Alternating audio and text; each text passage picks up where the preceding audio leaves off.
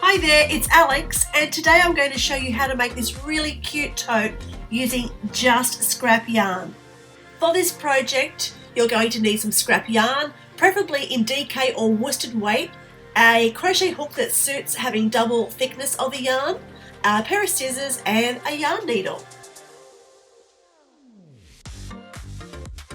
Now, as we're working with double yarns and in the double crochet stitch, you can pretty much use any type of yarn as long as two yarn combinations work out to be equal to the next two yarn combinations that you're using. For this tutorial, I'll be using worsted weight yarn that I picked up from a thrift shop and 2 strands of that with a 7mm crochet hook. Grab 2 yarns that you'd like to start your bag base with. As I'm making a watermelon themed bag, I'm starting with green. You create a slip knot and then chain 22 stitches.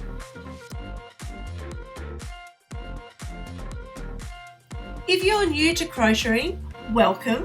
Also, if you need help with any of the stitches in this project, you can find basic crochet tutorials on my channel if you need that help.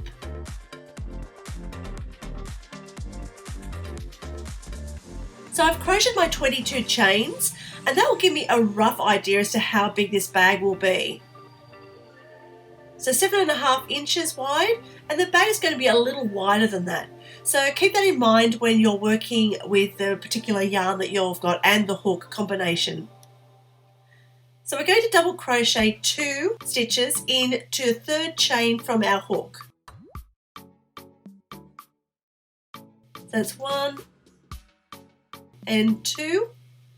And those first couple of chain stitches will actually count as a double crochet stitch. And now you'll double crochet into the next 18 chain stitches across, which should leave you with 1 chain stitch. Enjoying this tutorial so far? I hope you are. If you are, please hit that like button. Consider subscribing for some more really fun creative craft content. I'd love you to join me. Now, in the very last chain stitch we have left, double crochet 3 times into that space. 1, 2,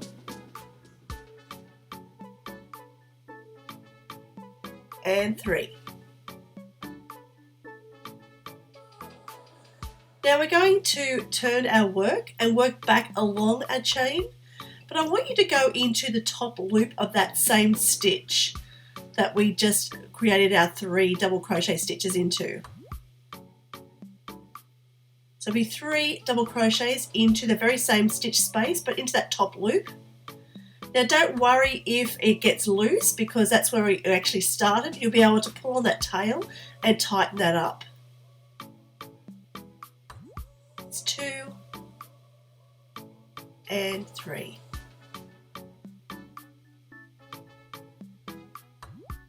Just give that a little bit of a pull to tighten up. And now we will double crochet all the way along our chain in 18 chains using that top loop again. And by using the top loop rather than going back into the same space, we're going to reduce the holes or the large sort of opening of the stitches that would happen if you went into exactly the same stitch space. And at the end of the 18 double crochets, we're back to our starting spot.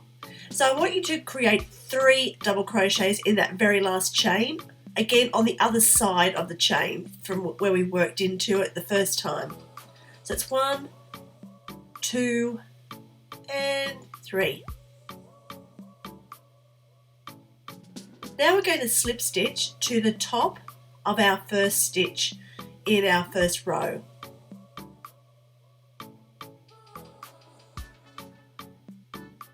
Slip stitch to that spot and chain 2, which will count as our first double crochet in the second row. We're going to create 2 double crochets into that next stitch space.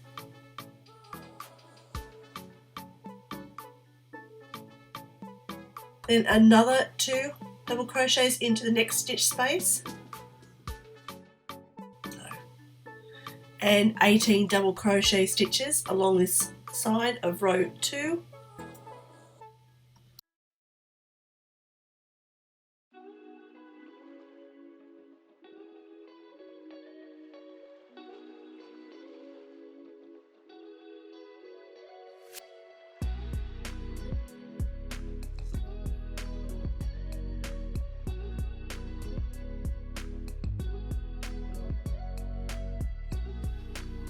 And at the end of your 18 double crochets, you'll be working 6 double crochet increases around the end of our bag base. So that's 2 double crochet stitches in the next 6 spaces.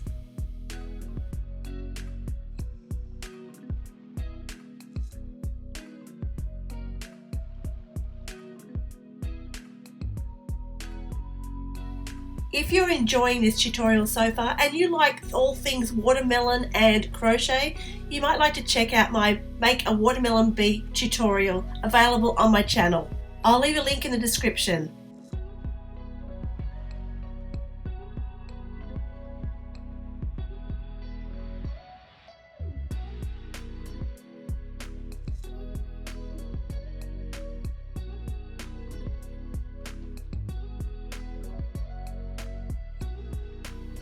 And now work 18 double crochets down the other side of your bag base.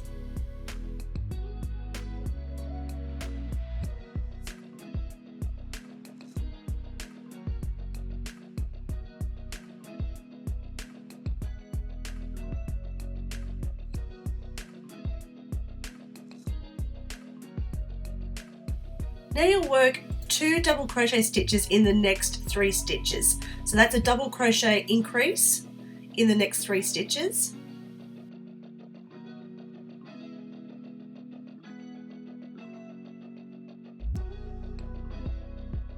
One, two, 3 sets of increases there, plus the 2 that we started with.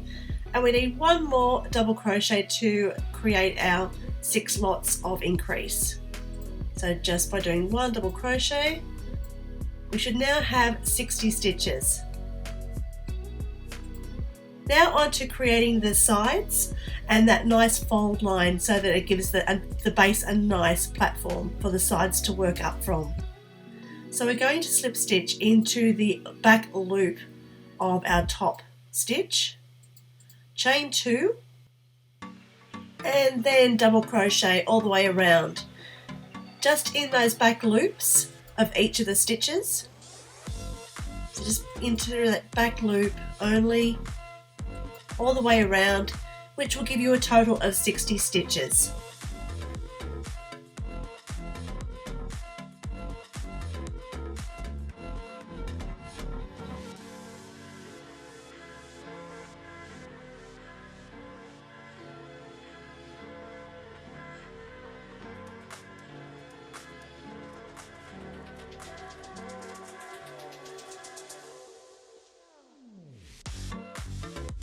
Now that we've got our bag started, let's change the colour. So I'm going to change my dark green yarn to a brighter green yarn. So we'll cut that with enough length of tail so that we can work in over it. Undo our very last double crochet that we created in row 3. Recreate that double crochet stitch, pulling through our new bright green yarn with the existing green yarn that we're keeping.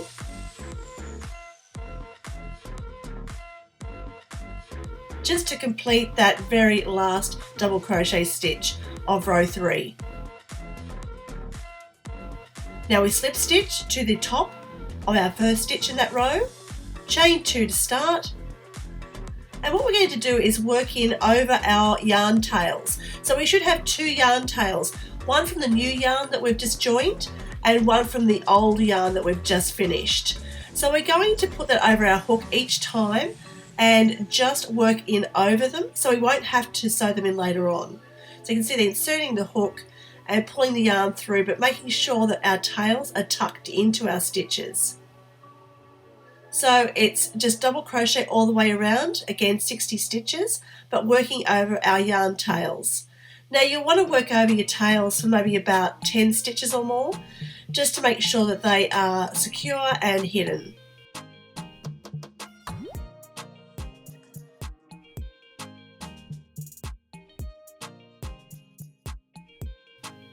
Now this method of colour change is really good for a seamless row change of colour. So you can actually see where the row, like the new colour has been introduced. Of course you can introduce a new colour anywhere around the bag that you want. If you've got a just scrap yarn that you're using and it runs out halfway around your bag, of course you can change it and just go with another colour. It doesn't have to be at the end of each row. I'm just showing you how I'm using this to make more of a graduated colour range. So as I have done for the rainbow bag and as I'm doing now for the watermelon bag, but it's totally up to you as to when and how often you want to change your colours.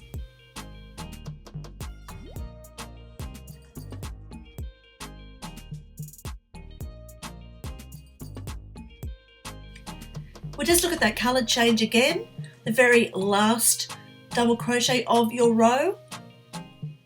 You want to introduce your new colour to the very last step of your double crochet. So here I'm putting in the white and keeping the lime green and putting both of those colours around my hook and pulling it through as the very last step of my double crochet. Slip stitch to the very first stitch in that row, chain 2 to start, and working over the yarn tails again.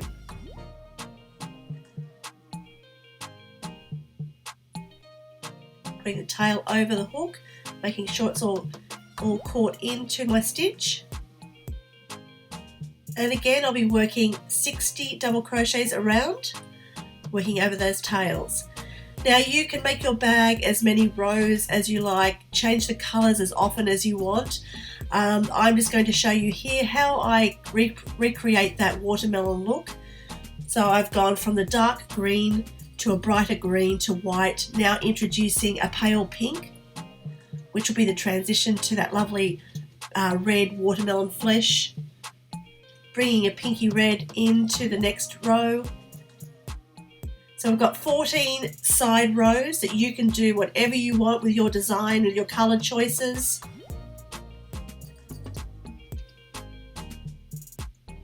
Bringing in a darker red again.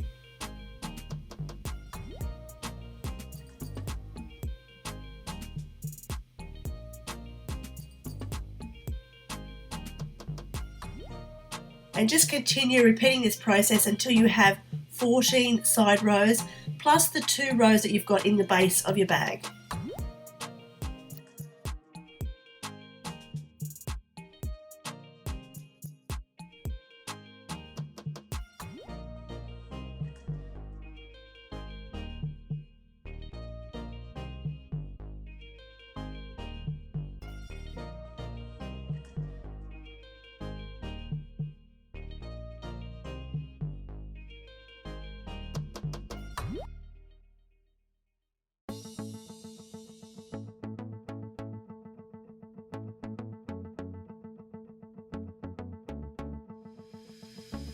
Again, 14 rows is only a guide and it's up to you as to how deep you want your tote to be. So just stop every now and then, have a look at it and make sure that it's about the size that you want it to be before we move on to adding your handles.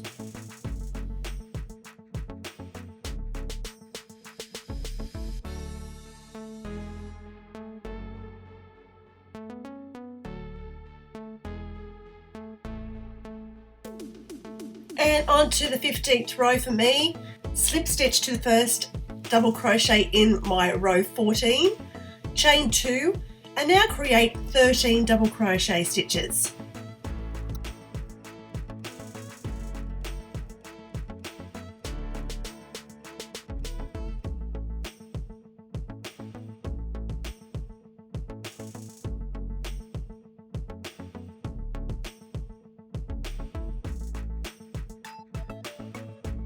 Now, as our bag is working in 60 double crochet stitches, we can break that down into 4 lots of 15 stitches, which will give us really nice even spacing around the top of our bag for our handles. So we've just worked 14 stitches if we include the chain that we created, and now we're going to leave a space of 15 double crochet stitches and then join our handle back to the next group of 15. So this will make a bit more sense as we go along. So I'm going to chain a length for the handle. Now I've worked out using the yarn that I've got here and my height and just how long I want the handles to be, that if I chain 70 stitches, that works out perfect. The other bag, the rainbow bag, is 60 stitches, so just play around with what length suits you and what you're comfortable with. So chain the length of that handle.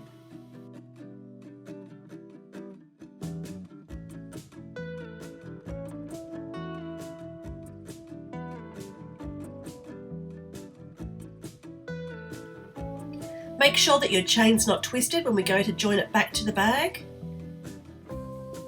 Keeping it nice and flat. And we want to count 15 stitches across from the right hand side. So I'm about to do that. 1, and we're going to join with a double crochet to the next stitch space. So we're leaving a gap of 15 stitches, joining with a double crochet, and then continuing with another 14 double crochet stitches around. So we'll start with 15 at each side, a space of 15, 15 at the next side, a space of 15.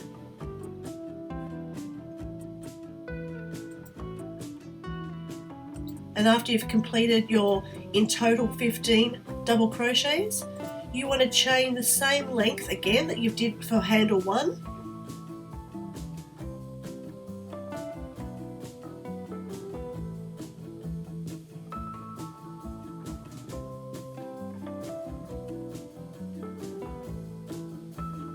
Just check the length, make sure they are the same before you commit to joining. And then you should have one last double crochet stitch to join.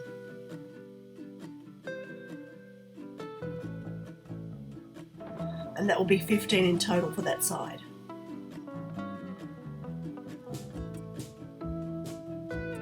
Slip stitch to the top, that first stitch in the row.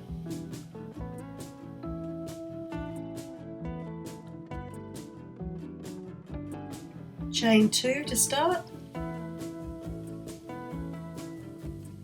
And double crochet 13 stitches until you get to the chain.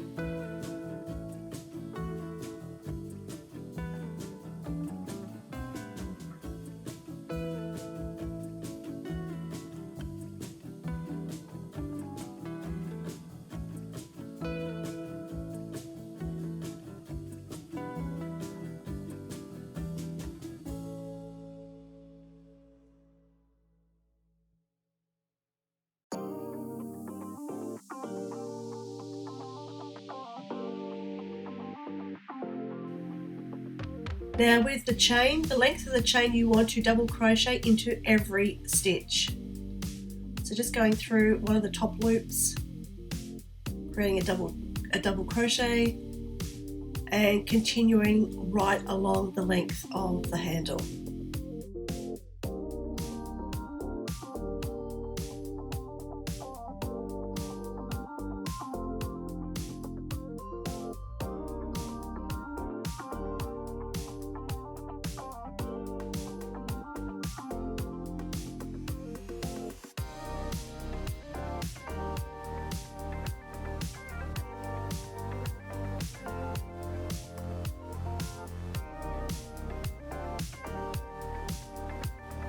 And at the end of that chain, row of chains for your handle, you continue to double crochet all the way around, including the chain for the second handle.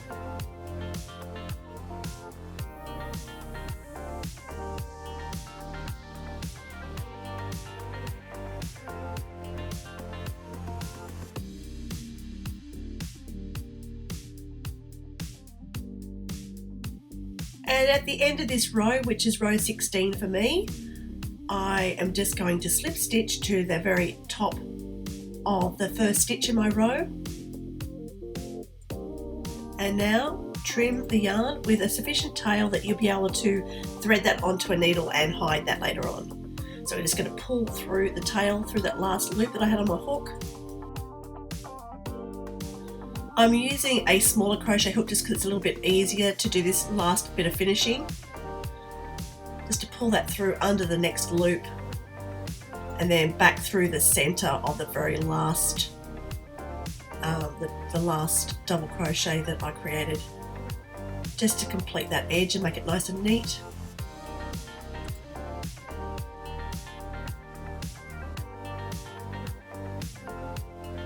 Now you can thread the tail onto your yarn needle and weave it in and out of your work just to secure it and hide the tail. Now what I like to do is, with something like this where it is actually part of the handle, you want to make sure that your tail goes back and forward in a few different directions, just so that the yarn snags and firmly holds that handle in place. So even with quite a bit of pressure on the handle, there's no way that that tail is going to come out and loosen where you've joined it. Trim any excess yarn, and now we've got the very first start tail that we have here to sew in. Again, just weaving that in and out a few times, trimming off any excess, and there we have it. A really cute tote, and just using yarn that I had lying around. Now just to complete this, because it is a watermelon bag, we want to add some seeds. So I cut a length of black yarn and I'm going to double layer some seeds onto the front of the bag. So just going over a couple of times just to thicken that up. And then I just use the needle to travel the yarn across to the next spot, making sure to sort of avoid any of the holes or the gaps that normally form in crochet work, so we don't want to see that from the front. And then creating as many seeds as I want.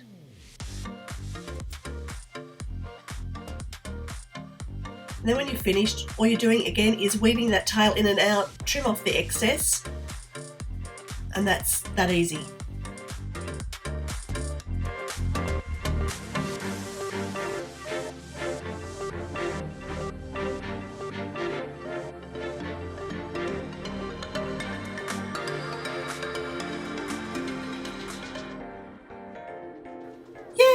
I think this looks great. It's turned out really well, and it's just been using scraps that I had lying around.